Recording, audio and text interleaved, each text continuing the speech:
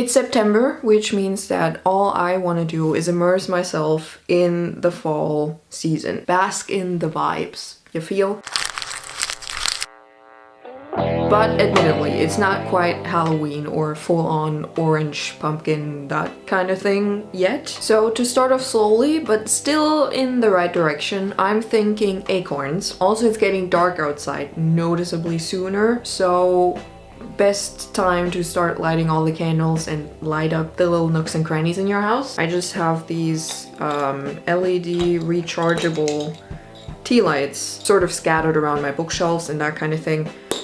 In a couple different glass containers. Switch out some of them, or well, one. We're starting with one for something seasonal. So a little tiny acorn lantern is where I've landed at. It's really ironic that the late summer sun is making a really strong appearance outside my window right now. I'm gonna ignore that and just get started. So what's the best way to do this? I thought about doing something hollow just sort of around the tea light. A solid base to build on would be better. Found this old candle jar. Truth be told, I do have sort of a scented candle problem, you know. Well, it's not a problem for me, but just clean out the wax from this one. I think it can turn into an acorn shape. I'm thinking I put, you know, something on top that's gonna be like more solid. A little cap hat thing that acorns have on. What's the actual word for that? I don't know. Cupule. Cupule. Cupule. Cupule. Some stripes on the side, like decorate this glass like a little bit, but it's mostly gonna be like the top part. If I do put it in there like that, the light's gonna like shine up into the part at the top mostly. And I like that part actually, the more I'm thinking about it, to have some cutouts as well. Built-in pattern where the light goes through. I'm gonna build the top out of something, or I also could do the glass base for that. These little things I've just been using to like mix paints and all that stuff. As you can see, definitely have to clean that. That on top and sort of make this like the whole cap part would make for a nice height and shape.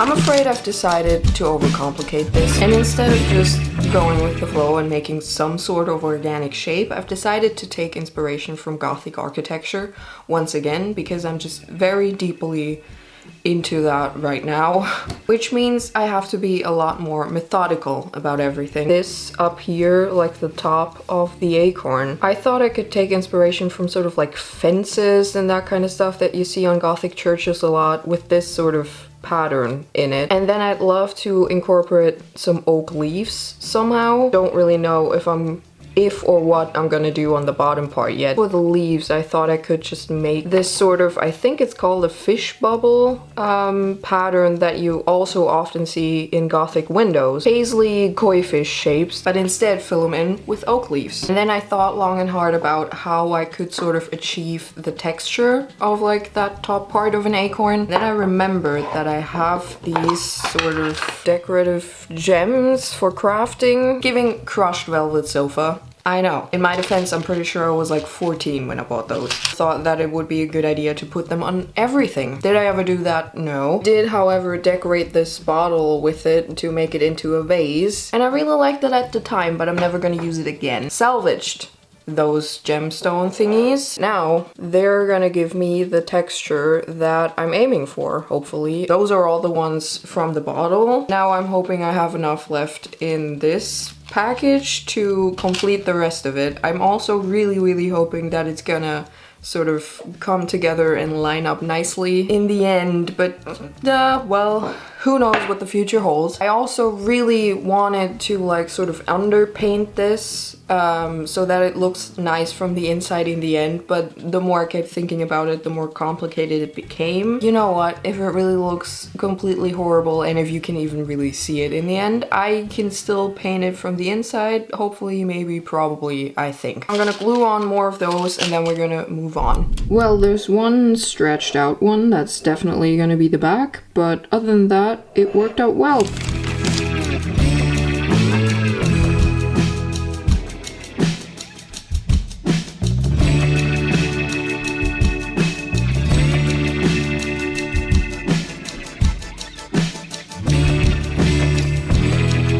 You know what? Forget about the diamonds. As far as I'm concerned, air dry clay is a girl's best friend. Cut out one of the paisley shapes and then made that into an oak leaf. Roll out some of this clay, cut out 3 of them, and put those on top.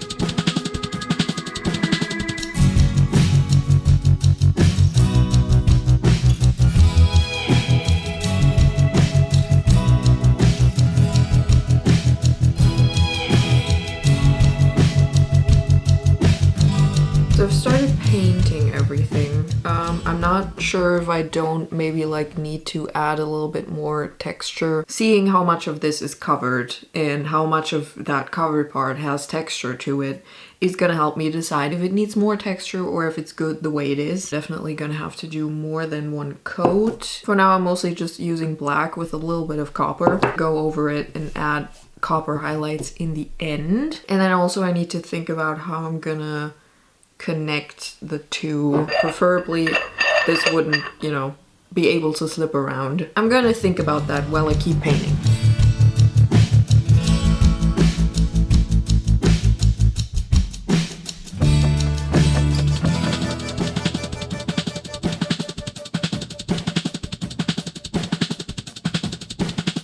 This has helped massively to see things more clearly. I'm definitely gonna have to add something down here, generally to round out the shape at the bottom, but also because there's this tiny gap, I like to close that gap so nothing can happen to them. And then also I want to add another round of stones going like this, fitting into these gaps, one up there and one down here. Because overall I'd like this top part to be a bit more closed off, and I'd also like some more variety in the size of these cutouts. I've also realized that I could have painted the underside of these stones before I put them on so that it looks nicer on the inside. That also would have just taken more time and would have been fiddly, I think. So, nah, if I decide at the end it's too messy, I can still paint it from the inside.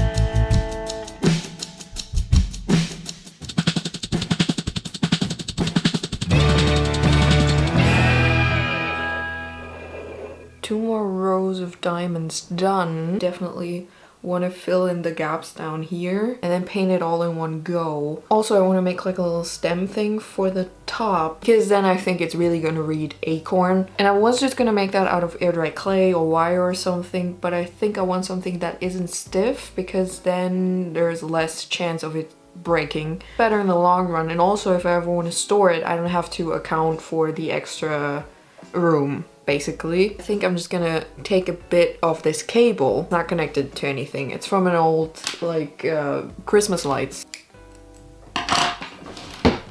And then that goes on top of here. Bit bendy, so I think that's gonna achieve what I want to achieve. To make this match the rest of it, and maybe a little bit thicker, I'm gonna wrap it in fabric. Maybe even 2 twisted strands or something to give it further texture. We'll see how that works out. Golly gee, I wonder if I, of all people, can find some black fabric around here.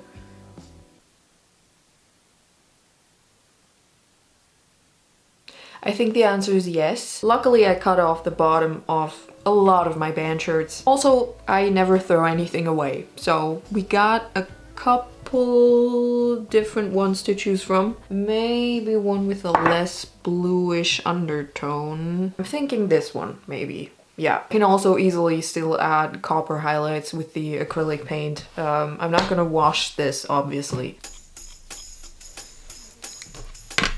After that, I forever favorited.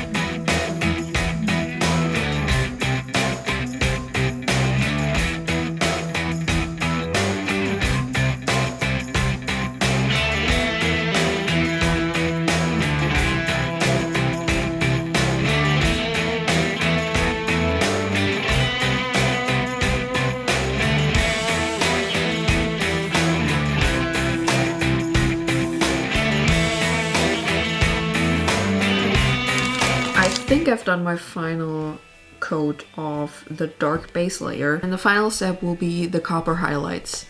Before that though, I really want to figure out how I'm gonna keep these two together. And I remembered these things. Those are just magnets. These are from like a jewelry making kit that I got as a kid and never used for the intended purpose of making bracelets, I'm pretty sure. Attach the bottom one on the inside of this glass and attach the other one on the top. Pretty strong actually. Jesus, you're not gonna be able to see much of it. Might be a good shout.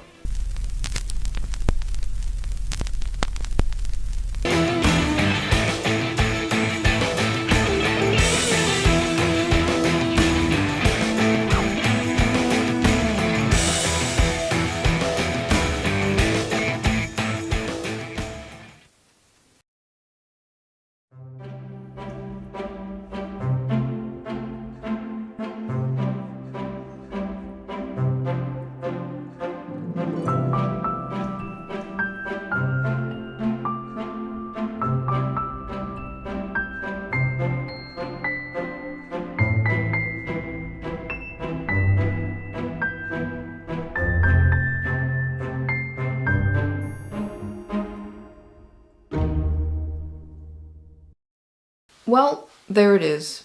Looking really small and tiny in the background. I did say I wanted to make a small little lantern, and I've achieved that, I think. I really love the copper color. I don't have a lot of things in that tone, and it just instantly is giving not just fall, but autumn. It looks like an acorn, so mission accomplished. What gave me the worst headache was just how to connect the two parts in the end. Basically tried every method of attaching two things together that humankind has ever thought of, and wasted a lot of time yesterday doing that. I really like the magnet idea. I was trying it with a stronger glue that I have that turns out is stronger than the one I've been using on this before, yes, but also does not work on glass at all. So that one was out, and I went back to the OG one, which works pretty well for like these stones and stuff, but I quickly realized is not, as I suspected, strong enough to keep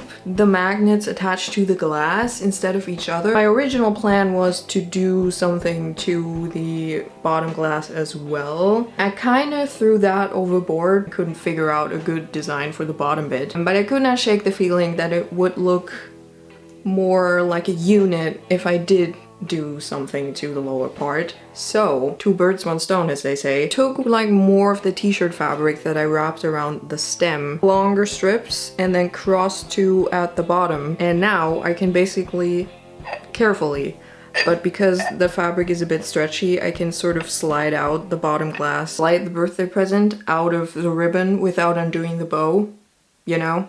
Definitely did it some good. I really like it now. Also, I can basically pick it up like this. It's not gonna fall off, which gives me some peace of mind. Fun little anecdote, because I wasted so much time on trying to figure out how to attach the two parts, I went for a very, very, very late walk yesterday, and there were bats under the street lights everywhere trying to catch the insects that are also attracted by the street lights, you know. Glorious experience, I gotta say. So how long did it take me to make the tiny little acorn lantern, you may be wondering. Or not, but I'm gonna give you the statistics anyways. The BH Ultra Mako Mermaids video that I was really happy about coming out when I started this project, and then it got claimed while I was watching it. Pretty sure I caught that on camera. About what she's done to regain her family. Just then, Mimi, Evie, and Huh?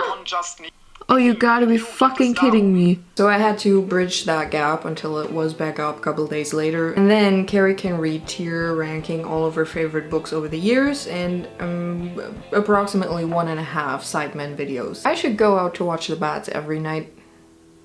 I feel like that would seriously improve my life. Anyways, you're coming with me to go on a bookshelf, and I will see you soon. Rock on or whatever. Bye.